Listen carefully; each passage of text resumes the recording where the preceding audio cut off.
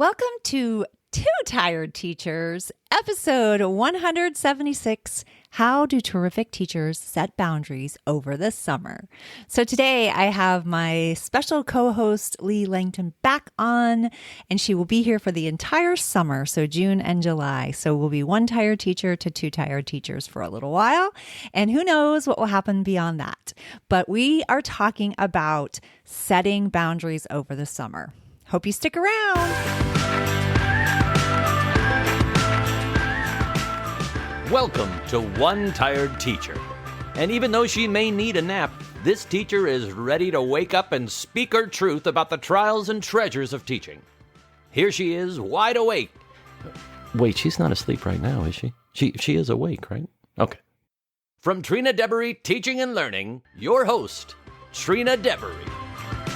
So we're back for another week together of Two Tired Teachers, and we are going to be talking about setting boundaries over the summer.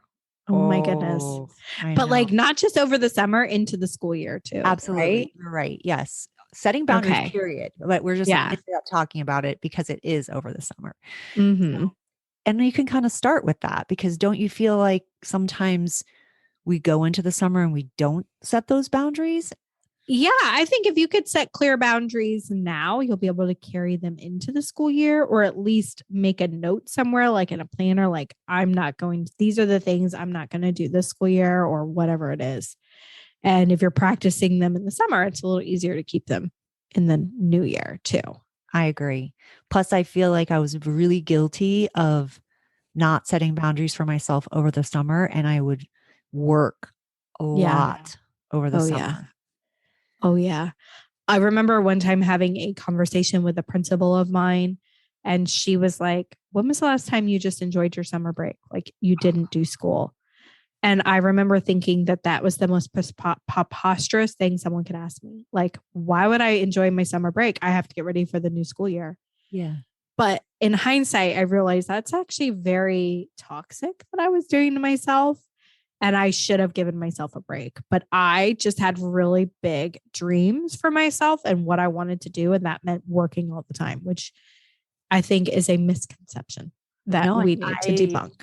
I agree. I totally agree. And I think that you just said something really important. Like, first of all, it's unbelievable that you had a principal that asked that, because I don't think that is a common. I think like in my school, it was kind of a badge of honor that you were there all summer long working. And I think that it shouldn't be. I agree. I think it is toxic. And when I look back on my long career, I think about how much I missed with my kids and how I was avoiding my life. Like I was avoiding being. Oh man, that could be its own episode, because I 100% agree. A lot of my workaholic tactics were because I didn't want to deal with things that were either happening at home or even within the school environment. So I would just like really lean into like being in my classroom.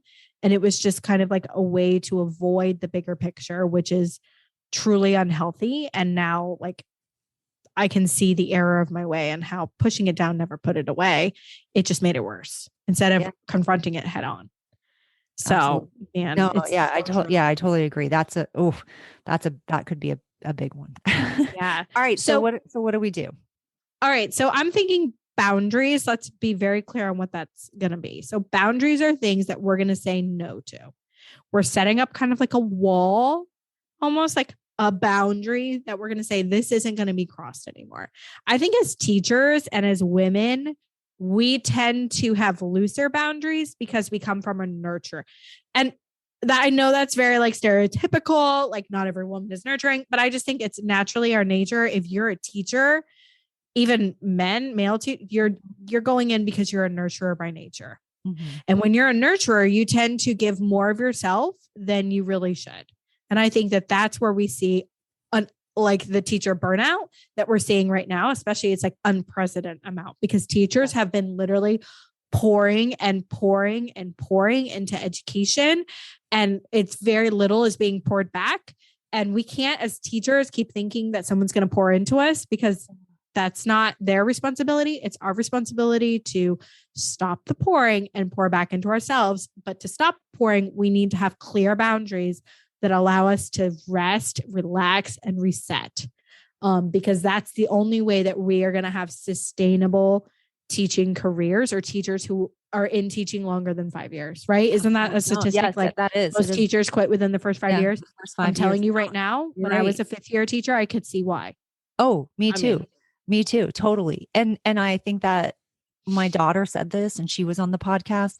She talked about not being able to pour from an empty cup. Oh yeah. So she's like, you know, and I thought that was such a good. What episode was that she was on? That was, remember? Not to put you on the spot, but I know, I don't. I was just thinking, like, let's plug that episode. Yeah. All right. Well, I'll find it. Do you want me to tap the mic so that you know to like delete out that part? Or? I'm not going to worry about it. Okay. Yeah. It doesn't have to be perfect. It's an episode that I will link to in the show notes. Because that sounds like a great episode to listen to, like, especially if you're really enjoying what we're talking about on this one. That might be a good one to follow up on, or to start with that one, come to this one, whatever. Absolutely. All right. So what are some boundaries that you think are really necessary for teachers to? Oh man. Yeah. Okay. You want me to go first? So I'll start first. I've got a list. Okay. And I know you're going to have some thoughts.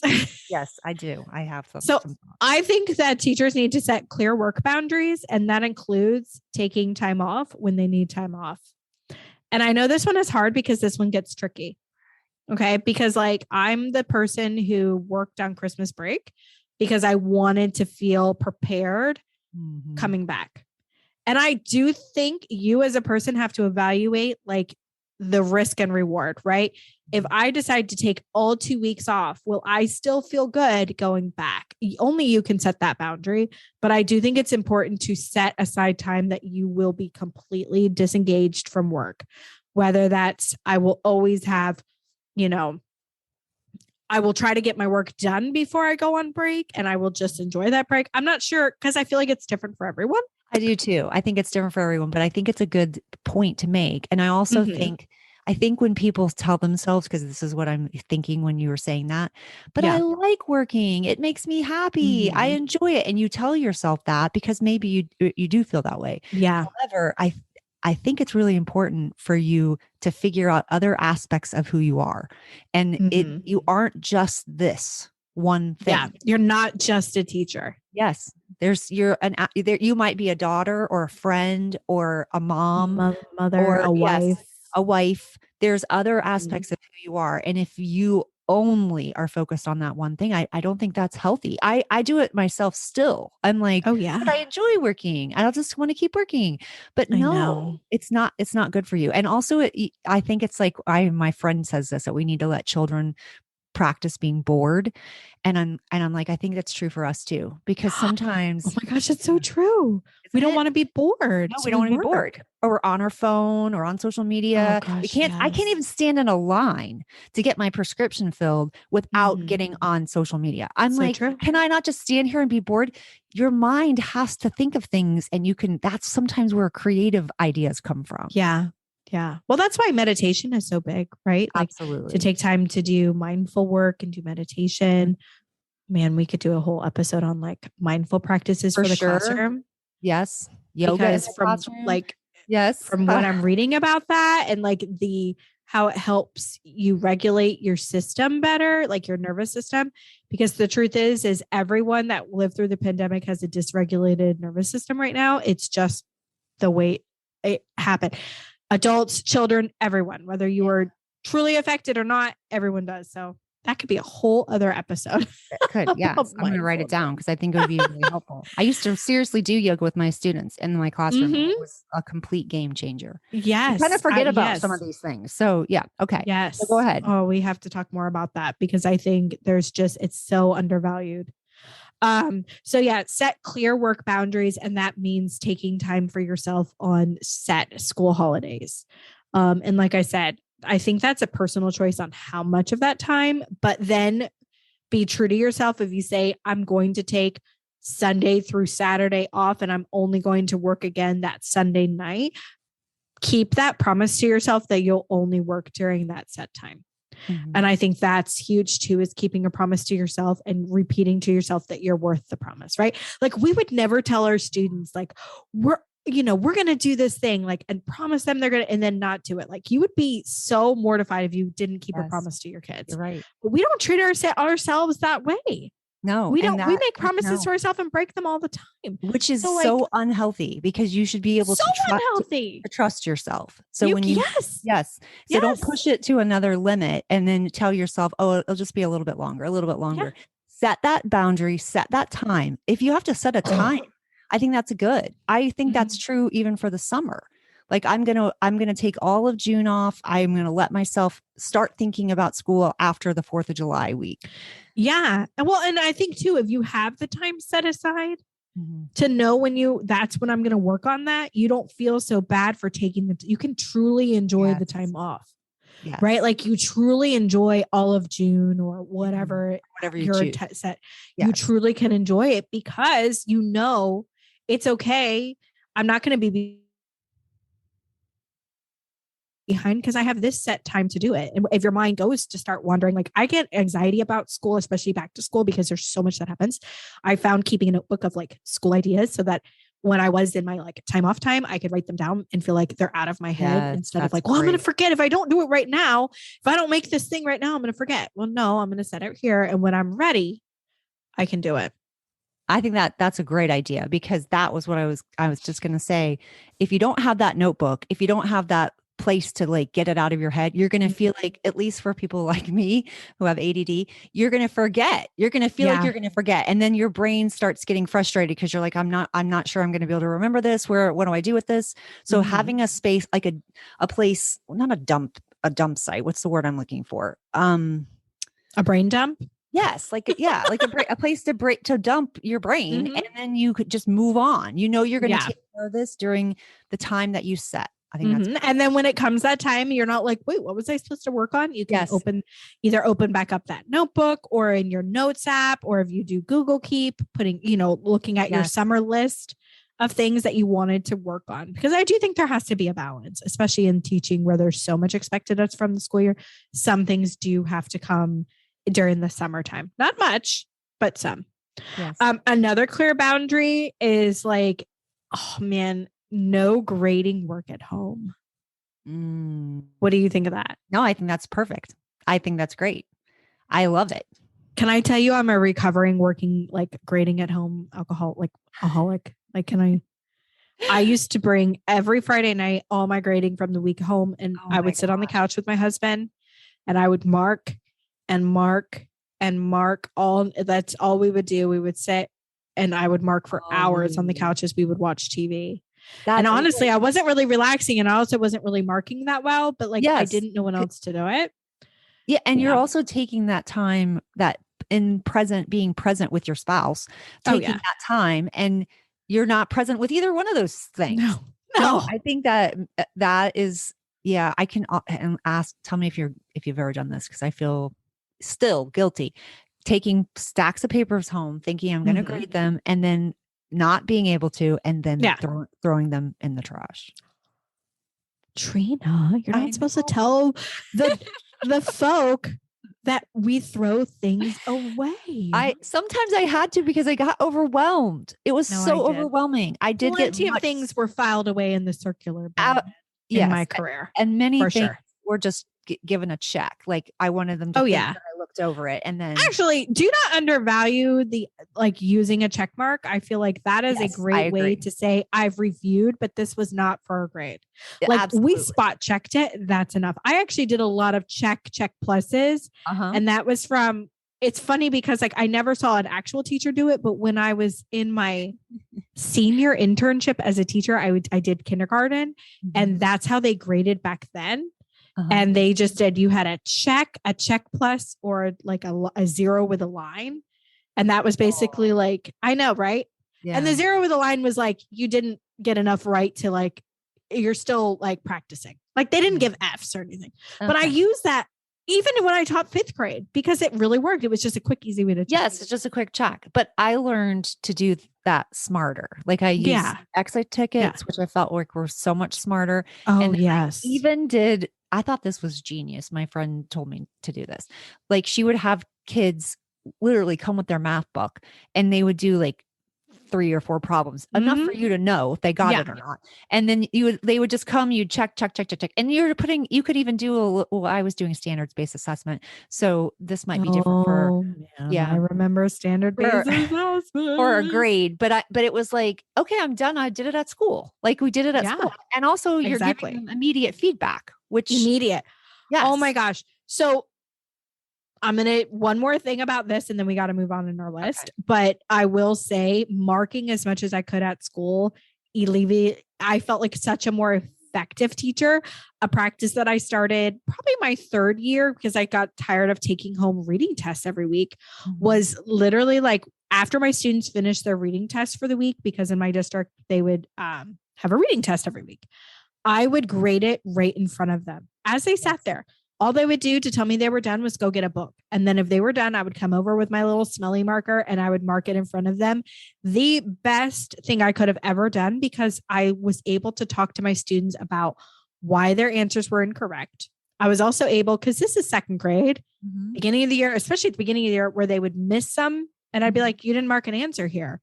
Let's be careful because of like, that would be wrong. Yes. But I'm here and I can tell you to go back and let me know when you're not. Anyway, but like to be able to provide that feedback, like how I'm going to go back into the text and find this answer. Look how I'm going to look for this keyword.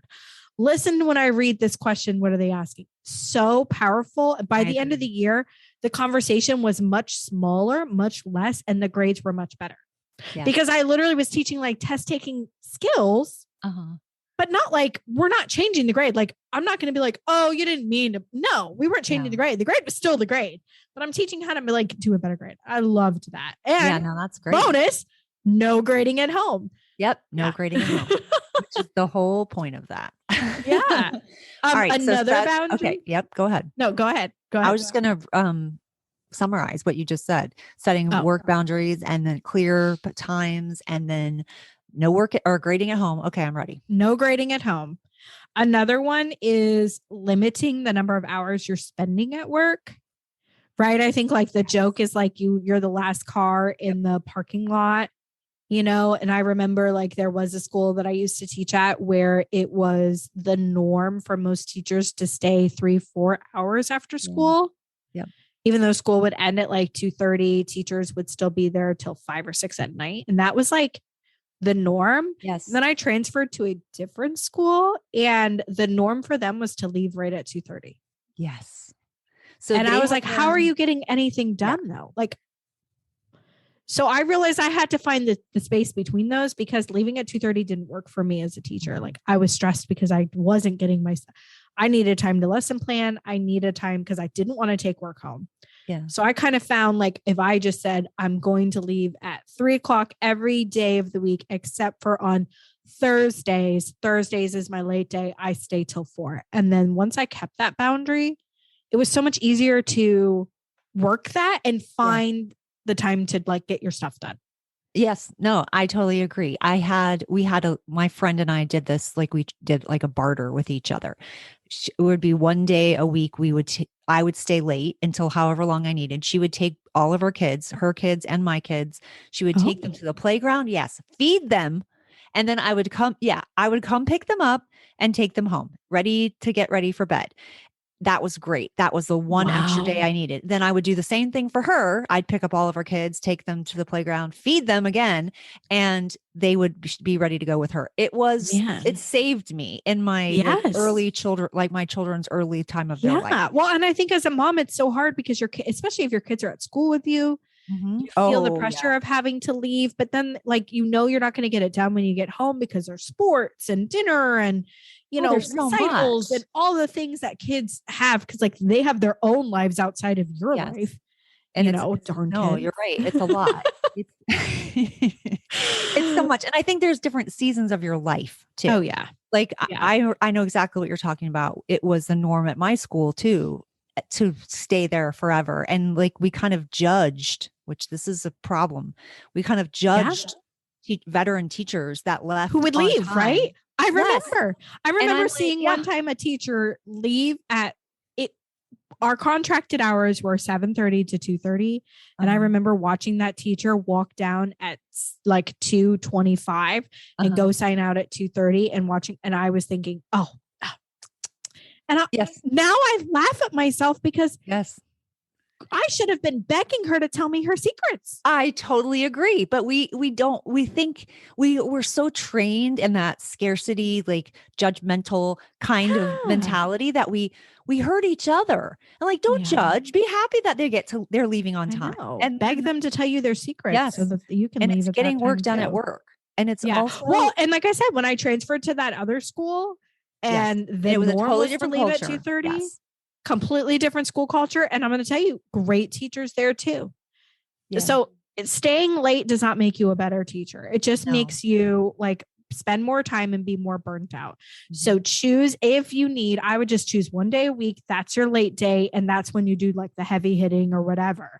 Other than that, like, you work at work. You could come in early instead, because I love that you bring that up. I was fried at the end of the day. Like my brain, I wasn't even being efficient. So I was taking 2 to 3 times longer to do a task that if I had done early in the morning would have been done in 20 minutes. So I wasn't able to go earlier when I had little kids because it was just hard getting them up and ready. I mean, one day we drove to school and my son didn't have on shoes.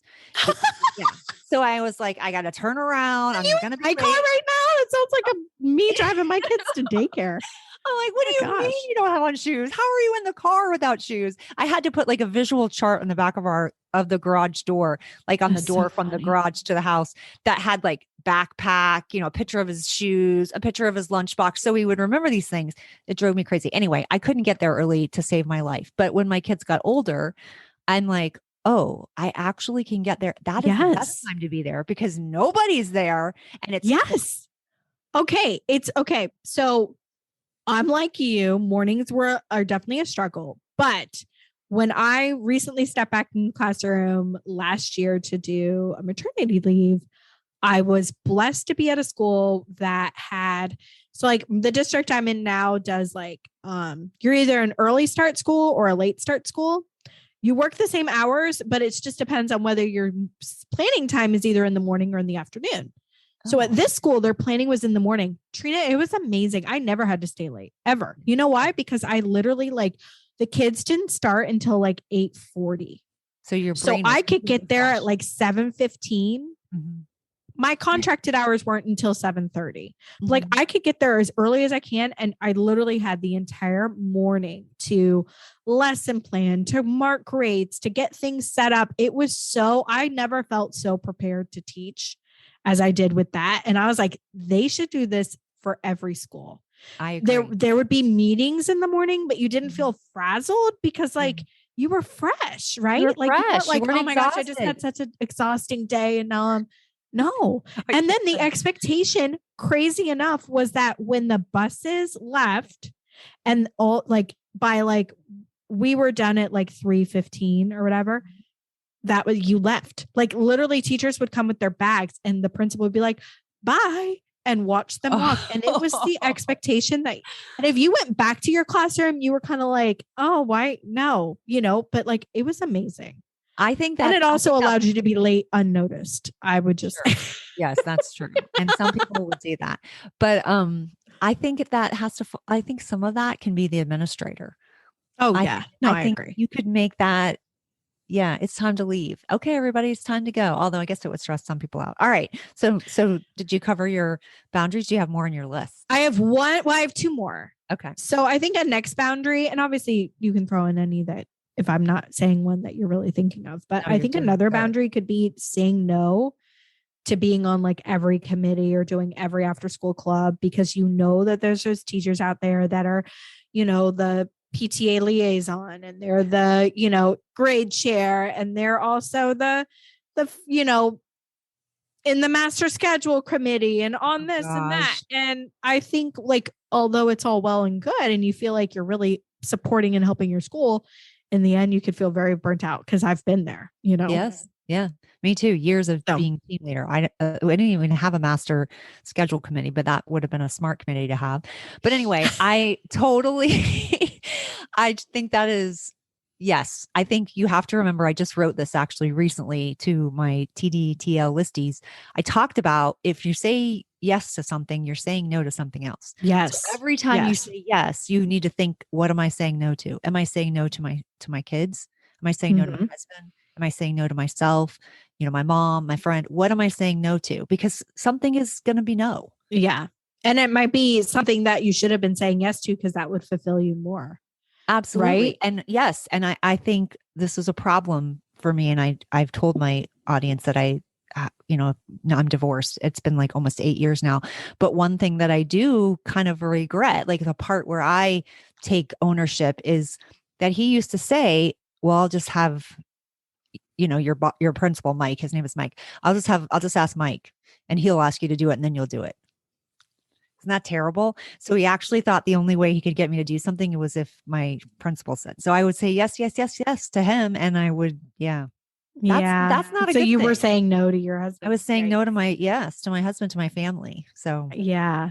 See, like that can't be the norm. We need to like normalize saying no because it means you'll have to say, if you say yes, you're having to say no to something else. So giving yourself time, even if that looks like just saying, I'm not sure, let me really think about that. I'll get back Yes. to you. Cause like Yes. when your principal is like, the culture I always was at schools is basically like your principal was is your boss, obviously, but like whatever, if your principal's coming to you, you have to say yes. Like it wasn't really like them asking. It was more like an ask tell. Yeah. Yeah. So it was just more of like, oh, your principal asked you to do that. You have to say yes. But I think it's okay to say no and Yeah. to be okay with that. But if that means taking time, because I'm a yes person by nature, Yes. like I want Yeah. to like do everything. Um, so I think it's okay to take Me too, but I'm time. recovering. I'm a Right. recovering Recovering. I think, and because that's, we all need I to be wasn't recovering. I wasn't that way and like my last year. I left on time. I said no. Mhm. I actually said no to things. Like one time they wanted me to cover a class and I was like, no, I can't. Yeah. Obviously they could make me, but I'm like, I have Yeah. plans. I have book club. I've got, read in classrooms. I've got this and this. Hmm. And they're like, okay. Like they didn't know what to do with the fact that I said no. And I'm Oh, like, I know. I know that Well, I and wasn't one that's of a their mind favorites. shift, I It's all think, right. that like Great. administration needs to make too, that I teachers agree. are allowed to say no. Yes. Because I will say there were plenty of times where my principal's like, I need you to head up a book study. I need you to get, and I should have said no, but I didn't. And I think if I would have just, maybe even if I can't say no in the moment, saying something like, let me think about it and I'll email you. I Let really me, think that's good. I think I could have gotten better if I had some time to think about. yeah. Yeah. Well, and then because like I said, you want to say yes, but then it allows you to kind of process that choice too. Like, Yes. okay, Because you what can't are decide we? right in that moment a lot of Yeah. times. Yeah. Yes. All All right. right. Last The one. last one, unless you have more. Do you have more? Oh no, these Okay. are great. I think the last easy boundary, and the last boundary you can set as a teacher, and this one to me is easy. Oh, I did think of one. Okay, go ahead. Okay. Do you want to say it before I say this one? Okay. Mhm. Okay. This one is deleting your school email off your phone. I'm going to rewind it. Yeah. I'm going to repeat it again so that you could come back to me if you were like doing 10 other Multitasking. things. Yeah. Okay. Deleting your school email off of your personal phone. There is no reason why you should have your school email on your phone. And the crazy thing is, Trina, I didn't know when this became a norm. I I don't didn't either. realize this was a Yeah. real thing Yeah. until I was at teaching at my son's school. And they all were out at recess one time and they were all talking about this email they got and they were showing it to me on their phone. Yes. And they're like, oh, you didn't get the email. And I'm like, I don't know. I'm sitting here at recess. Like, I got to go check my computer. All of them had it on their phone. Yes. And I realized this is a very normal thing. You're right. Except for it shouldn't be. Number one, no, it shouldn't. The district doesn't pay for your phone. So unless the district provides you your cell phone, you shouldn't have your email on it. You're right. There are reasons, like if you're a traveling teacher, like you don't have a home base. It's a little bit different, but you can still, there's still texting available. So I think it's a little bit different. or I have think an no. iPad that's like the Yes. school's iPad that's designated. There's just so many legality problems with having your email on your phone too, because if something got subpoenaed, your emails That's are public true. record It's because on they're your through the phone. school. You're right. Your phone can get like take it. It's your personal thing. They can take it. So it's just, you don't need that drama in your life. You just don't. And it's Plus, stressful. And then you have to see all those freaking reply all, and then nobody hits reply to sender. And so then you get 25 responses to one. Yeah. I Well, almost or cussed that one parent stupid emails thing. you that you go to check your email Yes. just to see if like your principal replied to you on a question about book supplies or whatever. And then you see that one parent emailed you, like, now you've just ruined your evening because you're Yes. thinking about something that you really shouldn't have been thinking about in that moment. They should So not have access to you for 24 hours a day. It's not Oh, yeah, 24/7. Yeah, No, I agree. I I agree. think that's a huge one. I was going to say to make sure to eat. Like sometimes Yes. I think that's an important boundary. It has been for Yes. me. I didn't realize I had blood sugar issues. I don't think they were as bad when I was younger. It has Mhm. gotten worse. And if I don't eat, I get really like shaky and grouchy, extremely grouchy. I don't think things through rationally sometimes. I Mhm. don't think that's the best interest for my kids. It's No. definitely not for me. Well, and I So, think this is just the problem of a greater taking care of your needs. yes. Drinking water. I think as Going to teachers, the we do the bathroom. same with like, yeah, we don't drink water because we don't want to go to the bathroom because you have a limited access to the bathroom, right? Right. You get to pee twice a day, lunch and break, and if you're lucky, you have a teacher next door who will watch your class if you have to go. But like, it's true. We don't take care of our basic human needs because we're so stressed out about like getting in trouble. We're limited. But I think actually trained my kids. I trained them how, I mean, we had a procedure for me to go to the bathroom oh, because that's so funny. I had two bathrooms in my classroom and I didn't make them boys and girls. I made them mine and the students. Oh, I Yes. love that. So mine was all fancy and, whatever. And I trained them because I told them, I'm like, they can go to the bathroom whenever they want. Like they were allowed to Yeah. get up and go as long as I wasn't in the middle of teaching something. But if they were having an emergency, even then they were. And Yeah. I'm like, I need you to give me the same respect and I care. love that. I have a So I funny went whenever I bathroom wanted. story. Can I tell you a funny bathroom Yes. story? So when I was teaching fifth grade, which if there's a grade that you should be able to leave alone for 5 seconds so that you can use the restroom, it should be fifth grade. So I was teaching fifth grade and it was the beginning of the year and it was my morning class. They were great. And I was having a bathroom emergency. The fifth grade room was like a concretable, which is different than a portable. Basically, I had neighbors, but they weren't like, it wasn't like a teacher could just stand at my door. Mm-hmm. Like I would have had to go interrupt. Like it was a whole thing. The other option is I could have called up to the office. The office was like literally a 20-minute hike on the other side of school. It was like the furthest point from the office. And I'm like, dude, I just got to go like 5 seconds. Yes. No big deal.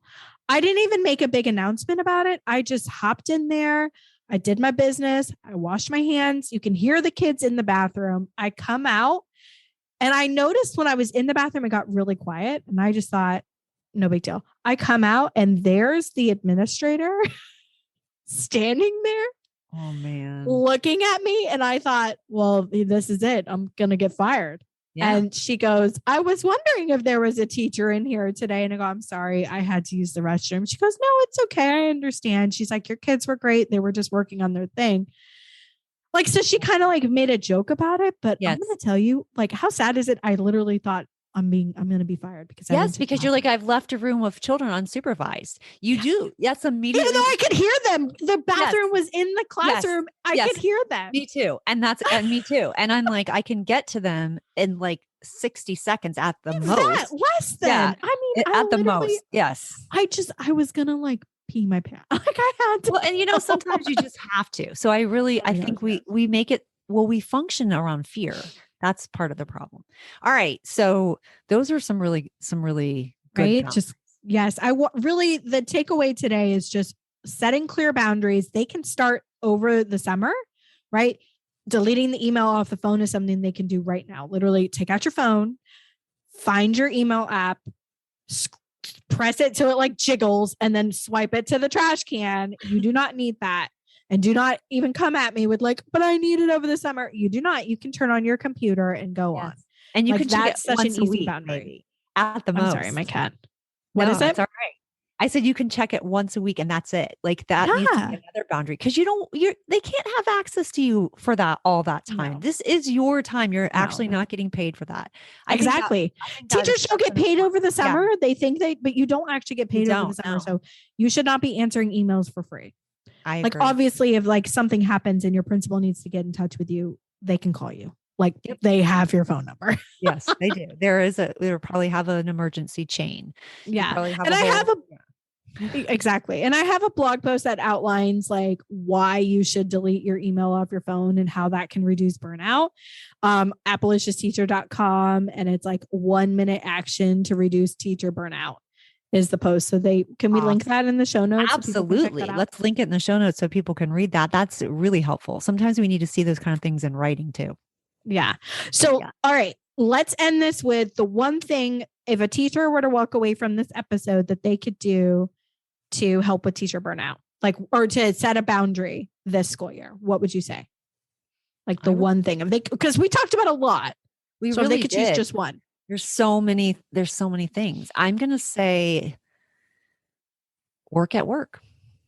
Oh, I like that one. Work at work and relax at home. Mm-hmm. I'm going to say deleting the email because that's a passion that was of mine. A tie. That was a one that I was tied in my head. I'm like, I don't think All right. Well, we will wrap this episode up and we will see you next week.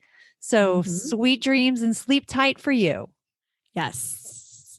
Two tired teachers signing off.